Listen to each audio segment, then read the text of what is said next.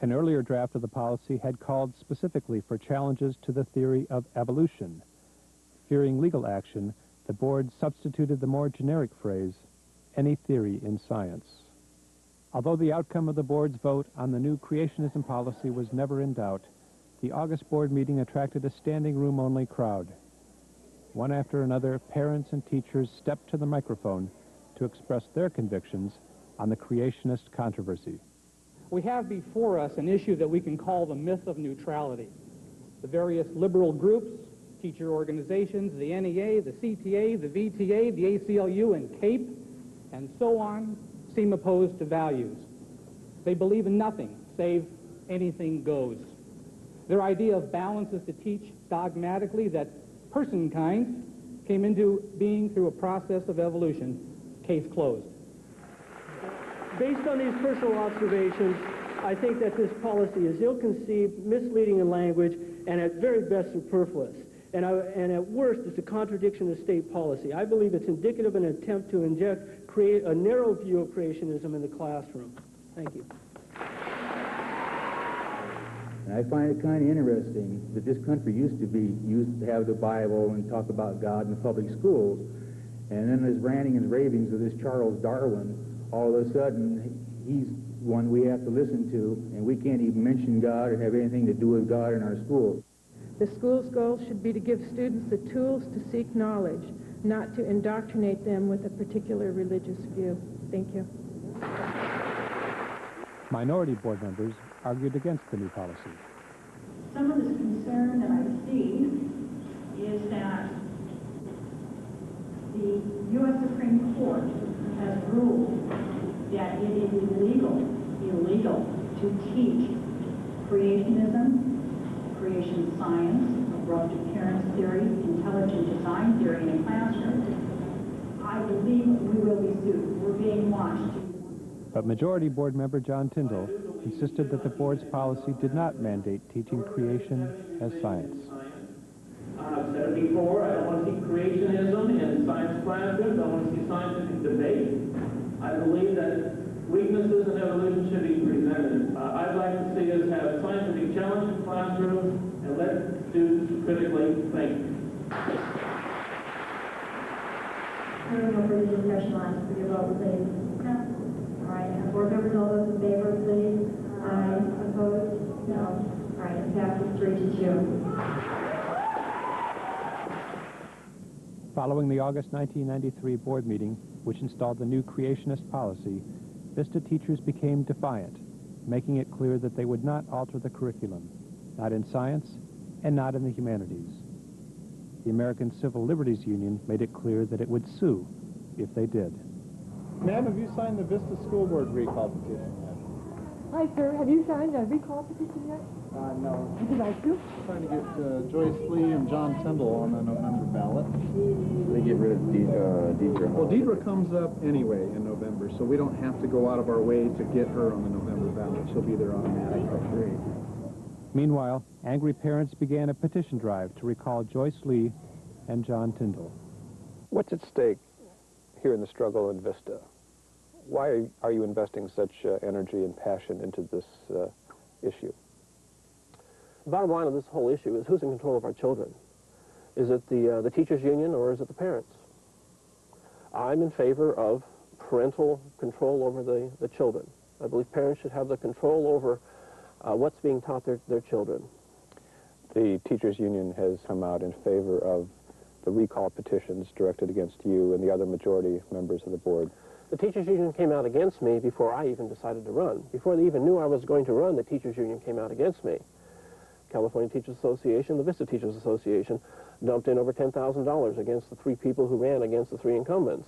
They have always been opposed to me. From before they even knew I existed, they were opposed to me. They were opposed against anybody who was once control over the curriculum, parental control over the curriculum.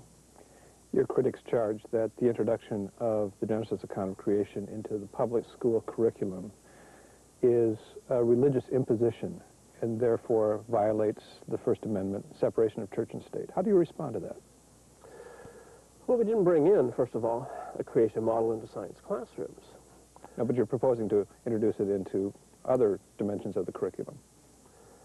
Yes, it's not separated out from our nation. It was never meant to separate God from our nation. I think that's certainly incorrect to say that our founding fathers believed that you should separate God out from our public institutions and from our life. I think it's the opposite. I think that the founding fathers very much desired that you keep the state from interfering with the church. James Madison, he said it very clearly that, and he's the architect of the Constitution, and he said that, paraphrasing him, he basically said that, make no mistake about it, that this nation, our whole American culture is not going to work on the government we have laid down, but our ability to self-govern ourselves under the Ten Commandments. I think we're seeing that today. You can see that in kids today that aren't grounded spiritually in anything, that we're trying to regulate all these nice little laws for them, and they're just breaking them because there's no basis in their life to really obey them. Why obey them? Why be obedient to authority? If there is no authority in one's life, why would one obey the laws? But the Founding Fathers were equally adamant against establishment, any sort of established religion. Yes. And again, your critics are charging that the introduction of these ideas into the public schools is a form of religious establishment. Well, so far we've established evolution as an accepted scientific fact in our science classrooms. That's establishment. We have established the metaphysical basis of evolution as accepted scientific fact. So how should evolution be handled in the public schools? Through scientific method, looking at the evidence. Let students draw their inferences out of it. I don't believe that we should be establishing in them a belief that this has happened, which I think is what is going on in public schools right now, that we are saying that evolution is established and is accepted fact, without exploring the weaknesses and letting students make their own inferences. You've had a lot of battles during your time on the school board. Probably more to come. Is it worth it? I want people to wake up and pay attention to what's going on. Hey, what is going on with our school districts? Are we putting values into our children? Are children getting values today anywhere? They're not getting it at home. Are they getting it at school? Are they not getting it anywhere? Or are our kids just going out in spiritual anarchy right now? I think if it gets people asking those questions, what is happening with our youth today? Why do we have the problem with youth today? Then it becomes worthwhile. If it wakes people up. How do you feel about the majority board members being labeled as the Christians in media stories? What does that imply about your beliefs? Well, it implies that I'm not a Christian. It implies many things. If you believe in evolution, you are an atheist. You cannot believe in evolution and believe in God or what a supreme being, whatever your belief system is. Clearly, you disagree with that. I sure do. Tell me about your views on creation and evolution. My concern through this is that you cannot teach creationism in a science classroom. That is illegal. You absolutely cannot do it. But what they did, in one of the items, they got it through that said it's okay to challenge the theory of evolution. A teacher, let's say, that wanted to teach creationism, abrupt appearance theory, intelligent design theory, that leaves a door open for the teacher to do it. But so far, our science teachers have held the line. They're teaching what they're supposed to be teaching. They're not teaching creationism in a science class, nor abrupt appearance theory, nor intelligent design theory. So the science teachers are, in effect, defying the school board. Well, they left it open. I prefer to say that they are holding the line on this, knowing what is legal and what is illegal, and in my view, they're saving the district from a lawsuit. John Tyndall insists that the teaching of the Genesis account of creation is merely emphasizing the importance of the Judeo-Christian tradition in American history and culture, and should be taught as part of that culture. How do you respond to that? I think he needs to go to a parochial school. I think that would be fine to have it taught there. If you're going to talk about comparative religions, you can talk about it there. If you're going to talk about history, why would it even come up? You need to understand the entire agenda. One of the parts of the agenda that the religious right wants in the classroom is to the exclusion of evolution. They would much rather have us teach creationism or whatever they choose to call it in a science classroom. This is a national movement. This is not a VISTA movement. I know Deidre Holliday has said many times, this just has to do with Vista. No, this doesn't just have to do with Vista. If you start reading and you start looking around at other parts of the country, this just doesn't have to do with evolution. There's about 10 different items that is on the list for the religious right. Evolution or creationism is one. Sex education is another, which we're dealing with right now. We've talked about secular humanism. There's a lot of issues that we have talked about. This is coming down in this school district. It will be coming in other school districts as well. John Tyndall seems to believe that the minority board members take their marching orders from the NEA, the National Education Association. First of all, they don't like the unions at all, any union. They've gone after the Vista Teachers Association, which I would like to add, we have had good relationship. We've worked very, very hard over the years to have a sense of trust between both of our unions. They have come in and virtually wiped out the trust that we had with these unions. And no, I don't take my marching orders from anybody at all.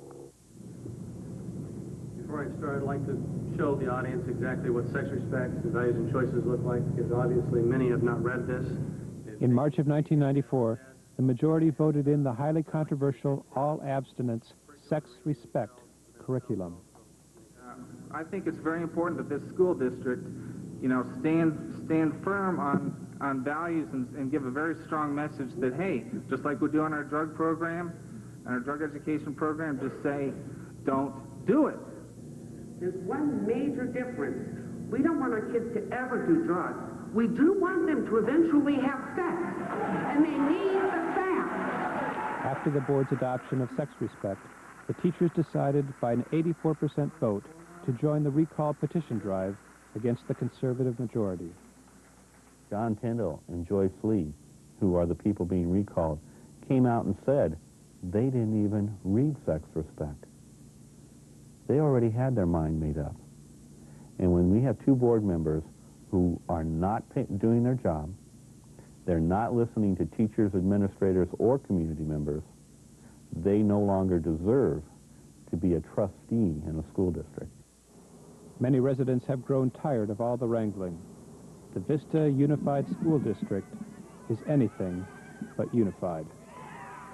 I'm embarrassed, actually, living in Vista, it's almost as if we're living in the 19th century again. I thought we were past this a long time ago. One of the proposals being made here by the majority of the school board in Vista is that the Genesis account of creation be taught in the public schools. What do you think about that? I don't see a problem with it. I think maybe religion should be brought back into the schools. I think probably 90% of the parents, their kids believe in God, and I don't see a problem with it. I think it should have never been taken out of the schools, personally. The label conservative generally applies to those wanting to avoid change and cling to tradition, however defined, in the midst of change. Vista, California clearly finds itself in the throes of change. This town of 76,000 has doubled in population in the last decade. Signs of this growth are everywhere, especially in the red tiled-roof subdivisions, where affluent Orange County immigrants have come for refuge from crime and congestion to the north. But immigrants have come from the south as well, from Mexico and Latin America. Signs on the coastal highway which runs by Vista warn motorists to watch out for immigrant families running across the road. Hispanics now make up 25% of Vista's population. Many in the community blame the children of illegals for overcrowding in the schools. But as developers devour the fields and desert around Vista, the call for a return to so-called traditional values resonates with many citizens.